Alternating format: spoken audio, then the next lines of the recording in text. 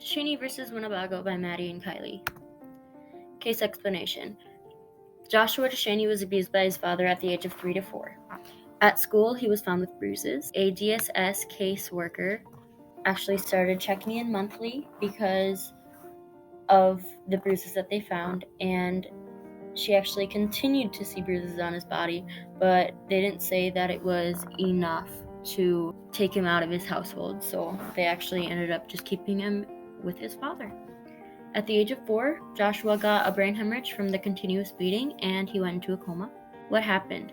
Joshua passed away at the age of 36 due to his brain injuries, and his father, Randy, only ended up getting 4 years in prison.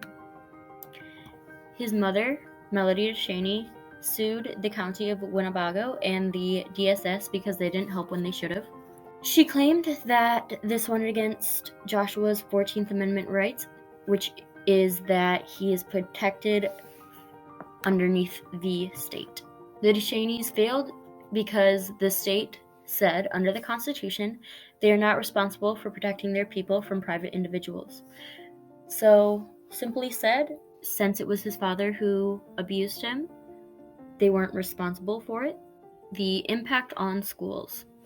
Schools started to notice more students with suspicious injuries after cases like this. School workers became known as mandatory reporters. With that being said, if a teacher were to see suspicious injuries on a student's body, they are now required to report them, and if they don't, they could be charged. 20% of cases since 2016 each year have been reported by schools. They are doing a very good job at getting these kids out of these abusive households. The first case similar to Deshaney versus Winnebago was the town of Castle Rock versus Gonzalez. This case was about a woman named Jessica Gonzalez who requested a restraining order against her estranged husband, Simon Gonzalez. But instead of granting her the restraining order she requested, the court instead prohibited Simon Gonzalez from seeing their 3 daughters. Yet less than 1 month later, he abducted the 3 children and eventually murdered the girls. When this case was brought to court, it ruled that the police department could not be sued over the failure of enforcing a restraining order. This is similar to the Deshaney versus Winnebago case due to the Protective Service's lack of action against future convicts.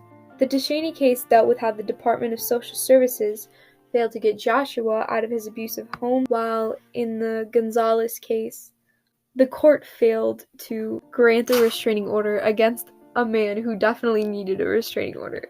The second case similar to Deshaney versus Winnebago was Warren versus District of Columbia.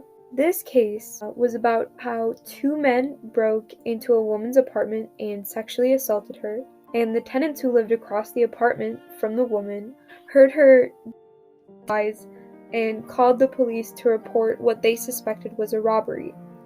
The police arrived at the scene and knocked on the door, but when nobody answered, they just left.